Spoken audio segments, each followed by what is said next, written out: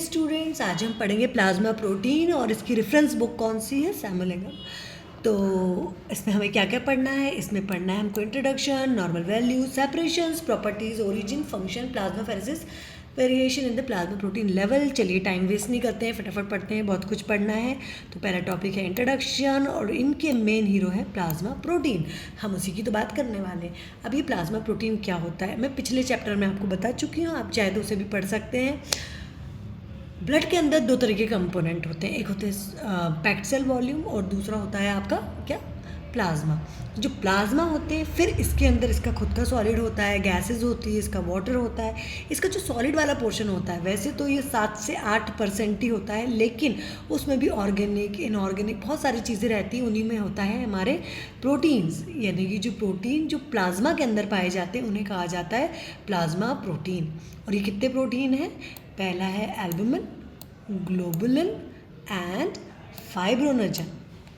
अब नीचे एक और की बात करें जो है सीरम, बड़ा इंपॉर्टेंट नाम है सीरम।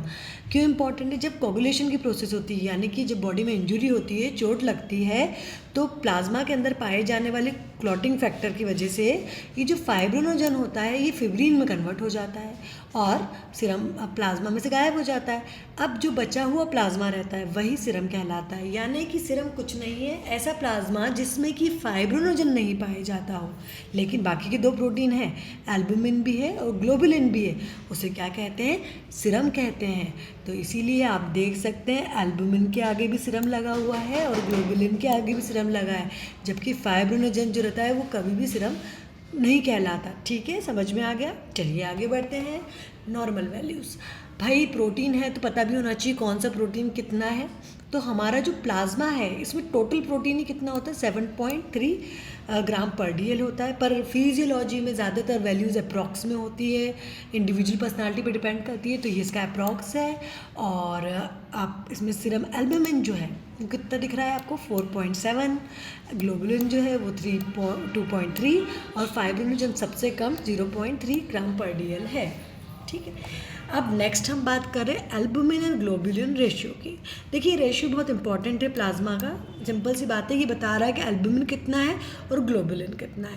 और रेशियो कब इंपॉर्टेंट है, जब आप आगे पढ़ाई करेंगे दूसरे सब्जेक्ट जैसे कि pathology, surgery, practice of medicine and many more. तो आप क्या देखते हैं कि आप रिपोर्ट्स देखते हो, उसमें कुछ डिजीज़ रहती हैं, उसमें ये बहुत इंपॉर्टेंट इंडिकेटर के जैसे काम करता है।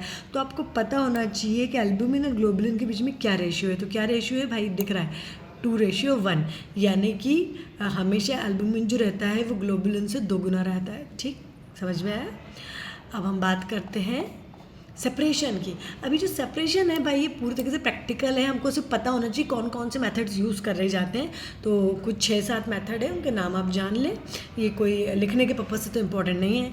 तो ये हो गया हमारा प्रेसिपिटेशन मेथड, दूसरा हो गया सॉल्टिंग आउट मेथड, फिर हो गया आपका इलेक्ट्रोफोरेटिक मेथड, और इसके बाद हो गया आपका Cohn's fractional method, ultra centrifugation method, gel filtration method and immuno electrophoretic method. तो ये कुछ मेथड हैं जिससे कि प्लाज्मा को सेपरेट किया जाता है। ठीक, अब बहुत इंपॉर्टेंट बात करते हैं जिसका नाम होता है प्रॉपर्टीज़ ऑफ प्लाज्मा प्रोटीन। हर चीज़ की कोई प्रॉपर्टी होती है ना, खूबी होती है। तो हम बात कर रहे हैं कि हमारा जो प्लाज्मा प्रोटीन है इसकी क्या खूबी है। सबसे पहले तो मॉलिक्यूलर वेट, जिसका जितना कम मॉलिक्यूलर वेट उतना ही अच्छा वो ऑनकोटिक प्रेशर जनरेट कर सकता है। अब यहाँ अगर आप ऊपर जाएंगे और नॉर्मल वैल्यूज़ की बात करेंगे तो ये बिल्कुल इन्वर्सली प्रोपोर्शनल है, आप देख सकते हैं ये बिल्कुल इन्वर्सली प्रोपोर्शनल है। उसमें एल्बुमिन सबसे ज़्यादा पाया जाता है ना, कितना पाया जा रहा है, 4.7 ग्राम, लेकिन इसमें इसका वेट जो है वो यहाँ पर देखिए कितना है, इन तीनों की अपेक्षा कम है। तो एल्बुमिन का मॉलिक्यूलर वेट कितना होता है, 69,000, ग्लोबुलिन का कितना होता है, 1,56,000 एंड फाइब्रोनोजन का मॉलिक्यूलर वेट सबसे ज़्यादा होता है 4 लाख। और उधर इसकी अगर हम नॉर्मल वैल्यू देखें तो कितनी होती है, 0.3। तो देखा ना, ये इन्वर्सली प्रोपोर्शनल है दोनों, है ना, तीनों। फिर हम बात करते हैं इसकी दूसरी प्रॉपर्टी यानी कि ऑनकोटिक प्रेशर। ऑनको मतलब सेल्यूलर टाइप का, है ना। तो जो सेल होती है, जो प्रोटीन होते हैं, ये अंदर ही अंदर जब प्लाज्मा के अंदर एक प्रेशर बना के रखते हैं, उस प्रेशर की वजह से जो फ्लूइड, जो ब्लड के अंदर लिक्विड भी है ना, जो फ्लूइड है, जो वाटरी कंटेंट है, वो बाहर की तरफ नहीं आ पाता और वहीं पर मेंटेन रहता है। तो इसी को कोलाइडल ऑस्मोटिक प्रेशर भी कहते हैं, इसी को ऑनकोटिक प्रेशर भी बोलते हैं। और ये कौन बनाता है, देखो यहाँ इंपॉर्टेंस है, ये आगे जब आप कभी कॉम्पिटिटिव में जाएंगे वो भी बहुत इंपॉर्टेंट है। वहाँ पर ऑनकोटिक प्रेशर को मेंटेन करने में जिस प्रोटीन का सबसे ज़्यादा हाथ है वो है एल्बुमिन, ठीक है। और ऑनकोटिक प्रेशर होता कितना है, 25 mm ऑफ Hg, ठीक।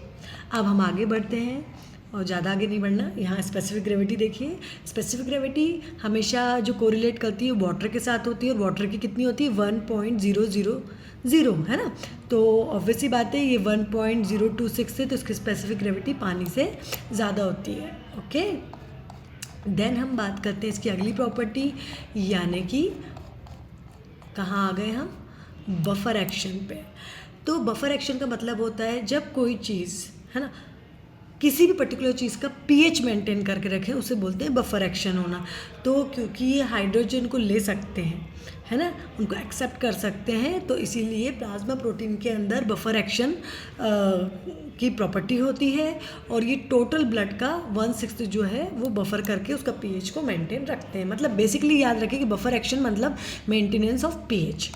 अब भाई ये कहीं तो बनता होगा ना, फैक्ट्री थोड़ी है। तो बॉडी में कहाँ बनता है, पहले देखें, एम्ब्रियो में कहाँ बनता है और एडल्ट्स में कहाँ बनता है। एम्ब्रियो, जब एम्ब्रियोजेनिक स्टेज होती है तो ये कहाँ बनता है, मेसेनकाइम सेल में बनता है। ये हमेशा, ये वर्ड बहुत इंपॉर्टेंट है। अभी तो फिजियोलॉजी है, पर आप देखिए कॉम्पिटिशन में भी छोटे छोटे क्वेश्चन बहुत कॉमनली पूछे जाते हैं। तो मेसेनकाइमल सेल में बनता है, और एल्बुमिन सबसे पहले सिंथेसिस होता है, बाकी के प्रोटीन बाद में सिंथेसिस होते हैं। भाई एल्बुमिन बहुत इंपॉर्टेंट है, इसे हमेशा याद में रखिए। देन एडल्ट्स की बात करें, एडल्ट्स प्लाज्मा प्रोटीन जो रहता है वो लिवर के आरी सेल में बनता है, प्लाज्मा प्रोटीन स्प्लीन में भी बनता है, बोन मैरो में भी बनता है, जो डिसइंटीग्रेटेड आरबीसी है उनमें भी बनता है, सॉरी डिसइंटीग्रेटेड ब्लड सेल है वहाँ बनता है, जनरल टिश्यू में बनता है। जबकि जो गामा ग्लोबुलिन है वो कहाँ सिंथेसाइज होते हैं, बी लिम्फोसाइट में होते हैं। अब कोई भी चीज़ अगर बॉडी के अंदर है तो वो विदाउट फंक्शन नहीं है, उसका काम है ना, बॉडी के अंदर हर चीज़ को काम करना पड़ता है भाई। तो ये भी कुछ काम करते होंगे, तो ये क्या काम करते हैं, आइए चलिए इसे देखते हैं। सबसे पहला कोगुलेशन, यानी कि थक्का जमाने का काम है। हम जानते हैं कि फाइब्रोनोजन यहाँ पाया जाता है, और फाइब्रोनोजन बहुत इसेंशियल है थक्का जमाने के लिए। जब हम आगे और चैप्टर्स पढ़ेंगे तो उसमें आपको ये भी बहुत ही डीप में बताऊँगी। Then role in a defense mechanism, ये जो गामा ग्लोबुलिन है ना, ये हमारा डिफेंस, यानी कि हमारी जो रोग प्रतिरोधक क्षमता है उसके लिए काम करता है। कैसे काम करता है, ये एंटीबॉडीज़ की तरह काम करता है, इम्यून सब्सटेंस के जैसे काम करता है, और इनको इसीलिए इसको इम्यूनोग्लोबुलिन्स भी कहते हैं। एंटीबॉडीज़ जो रहती है हमेशा एंटीजन के साथ रिएक्ट करती है, और एंटीजन कौन लाते हैं, वेरियस माइक्रो ऑर्गेनिज्म लाते हैं जो बाहर से मिल रहे हैं हमको, diphtheria, typhoid, streptococcal, mumps, influenza, measles, hepatitis, many many many more. तो जब एंटीजन आते हैं तो एंटीबॉडीज़ आती है, रिएक्शन होता है, और आपका बॉडी डिफेंस करती है और आप बच जाते हैं। यानी आप लगातार बाहर से आने वाली चीज़ों से लड़ते रहते हैं। और इनके लिए हमको शुक्रिया किसको अदा करना चाहिए, गामा ग्लोबुलिन के लिए, जो इम्यूनोग्लोबुलिन्स भी कहलाते हैं। देन बात करें ट्रांसपोर्ट, अभी किस चीज़ को ट्रांसपोर्ट कर रहे हैं, देखिए प्लाज्मा प्रोटीन जो रहते हैं बहुत इंपॉर्टेंट ट्रांसपोर्ट होते हैं, कैरियर के जैसे काम करते हैं ब्लड में। और एल्बुमिन जो रहता है, या अल्फ़ा ग्लोबुलिन रहता है, बीटा ग्लोबुलिन रहता है, ये सब रिस्पॉन्सिबल होते हैं हार्मोन एंजाइम को ट्रांसपोर्ट करने के लिए, जिसमें अल्फ़ा और बीटा ग्लोबुलिन्स जो रहते हैं ये तो मेटल्स, ब्लड में मेटल्स को भी ट्रांसपोर्ट करते हैं। फिर अगला रोल है, फंक्शन है, role in the maintenance of osmotic pressure in the blood. Blood के अंदर ऑस्मोटिक प्रेशर क्यों बन रहा है, पहले हम बात कर चुके हैं कि जो एल्बुमिन्स होते हैं ये प्रेशर एक्सर्टेड करते हैं, जिसकी वजह से ऑस्मोटिक प्रेशर जो बन के आता है। इसमें एक हाइपोथेसिस भी है, स्टार्लिंग्स हाइपोथेसिस, आप चाहें तो इसे पढ़ सकते हैं, बट नॉन इम्पॉर्टेंट। देन बात करते हैं role in the regulation of acid base balance. अभी हमने प्रॉपर्टीज़ में बात करी थी, तब बताया था कि ये बफर एक्शन करता है, इसीलिए पीएच बनाता है, पीएच मेंटेन करता है, इसीलिए एसिड बेस बैलेंस को मेंटेन करके रखता है ना। देन और आगे बात करें तो role in viscosity. Viscosity word का मतलब क्या होता है भाई? गाढ़ापन। तो ये जो विस्कोसिटी है, प्रोटीन ही तो गाढ़ापन लेकर आएंगे ना, तो विस्कोसिटी ब्लड का जो गाढ़ापन है, और विस्कोसिटी मेंटेन करती है ब्लड प्रेशर। तो कहीं ना कहीं प्लाज्मा प्रोटीन का एक बहुत इफेक्टिव रोल होता है ब्लड प्रेशर, है ना। तो ये हो गया हमारा रोल ऑन विस्कोसिटी। अगला, role in erythrocyte sedimentation rate, ESR कब बनता है? जब आरबीसी आपस में चिपक जाते हैं, ऐसे पिलर जैसे एक के ऊपर एक, एक के ऊपर एक, एक के ऊपर एक, ऐसे रोलेक्स फॉर्मेशन कर लेते हैं। और ये रोलेक्स फॉर्मेशन में हेल्प कौन करता है? Globulin and fibrinogen. क्या है ये? याद करो क्या है ये? ही तो प्लाज्मा प्रोटीन है। तो जब जब इन्फेक्शन होता है तब तब फाइब्रोनोजन बनते हैं, ग्लोबुलिन ऑब्वियस बढ़ते बढ़ते डिफेंस बढ़ाते हैं। तो इस वजह से ही हमेशा याद रखिए इन्फेक्शन में आपको ईएसआर बढ़ा हुआ मिलता है। ठीक, ये इसीलिए डायग्नोस्टिक एंड प्रोग्नोस्टिक टूल की तरह से यूज़ होता है। फिर role in suspension of the stability of RBC जो सर्कुलेशन में एक जैसे यूनिफॉर्मली घूम पा रहे हैं ना, उसमें भी कहीं ना कहीं प्लाज्मा। देन अब बात करते हैं प्लाज्मा फेरेसिस की। तो प्लाज्मा फेरेसिस एक एक्सपेरिमेंट है जो कि विपल्स का एक्सपेरिमेंट कहलाता है। इसको जॉर्ज हॉयट विपल ने डिमॉन्स्ट्रेट किया था। इसमें एक डॉग का पूरा ब्लड रिमूव किया गया, आरबीसी वॉश किए गए, प्लाज्मा हटाया गया और उसको री इन्फ्यूज़ किया गया लॉक सॉल्यूशन के साथ। तो देखा कि जब सडन प्रोटीन कम हो गया तो एनिमल शॉक में चला गया, लेकिन जब उसे अगर फेड किया गया वापस, डाइट बिल्कुल सफिशिएंट, तो उसके लिवर ने 7 दिन के अंदर पूरा प्रोटीन सिंथेसिस करके रिस्टोर कर दिया। लेकिन उसी डॉग को उसका लिवर अगर रिमूव कर दिया जाए तो क्या होगा कि जो नया प्लाज्मा प्रोटीन है वो सिंथेसिस नहीं होगा और शॉक जो रहेगा वो लगातार रहेगा और जो एनिमल है वो सर्वाइव नहीं कर पाएगा। तो ये एक्सपेरिमेंट है जो ये बताता है कि प्लाज्मा प्रोटीन सर्वाइव करने के लिए बहुत ज़रूरी है और लिवर वो ऑर्गन है जो कि प्लाज्मा प्रोटीन सिंथेसिस करता है। यानी कि अगर आपसे कोई पूछता है कि प्लाज्मा फेरेसिस क्या है तो वो एक एक्सपेरिमेंट है ना। और वो क्यों किया गया है? ताकि डिमॉन्स्ट्रेट किया जा सके कि प्लाज्मा प्रोटीन इंपॉर्टेंट है for life and liver is the organ of choice जो कि प्लाज्मा प्रोटीन को सिंथेसिस करता है। ठीक है, फिर आगे बात करें अपन, देखिए ये एक वेरिएशन चार्ट है आपके बुक में दिया गया है कि टोटल प्रोटीन में हाइपोप्रोटीनीमिया कब होता है और हाइपोप्रोटीनीमिया कब होता है। यानी कौन सी ऐसी डिजीज़ है जिसमें प्रोटीन बढ़ जाते हैं और कौन सी ऐसी डिजीज़ है जिसमें कि प्रोटीन कम हो जाती है। ये टोटल प्रोटीन वाला है, आप देख सकते हैं क्लियरली। देन कौन सा ऐसा प्रोटीन है जिसमें, कौन सी ऐसी डिजीज़ है जिसमें सिर्फ एल्बुमिन बढ़ता है, कौन सी ऐसी डिजीज़ है जिसमें कि एल्बुमिन घट जाते हैं।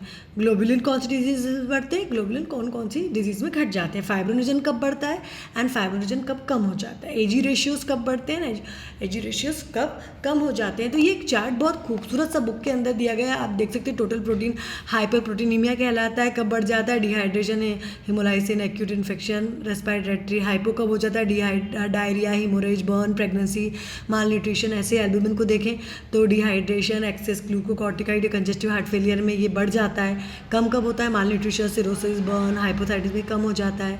ऐसे आप ग्लोबुलिन को देख सकते हैं, cirrhosis of liver, chronic infection, nephrosis में ये बढ़ जाता है। And emphysema, acute haemolytic anaemia में कम हो जाता है। फाइब्रोनोजन भी देखिए आप, एक्यूट इन्फेक्शन, रूमेटिक अर्थराइटिस वगैरह में बढ़ जाता है एंड लिवर डिसफंक्शन वगैरह में कम हो जाता है। तो आप इसको एजी रेशियो जो मैंने बताया था बहुत इंपॉर्टेंट होता है। नॉर्मल कितना होता है 2:1, तो ये भी डिस्टर्ब हो सकता है। तो आप इस चार्ट को अगर लर्न बाय हार्ट करते हैं तो इजीली समझ में आ जाता है कि किस तरीके से कौन सी डिजीज़ में क्या इंक्रीज़ होता है। जब आप आगे डिजीज़ पढ़ेंगे पैथोलॉजी में तो आपको ये बहुत ही ईजिली आपके माइंड में क्लियर हो जाएगा।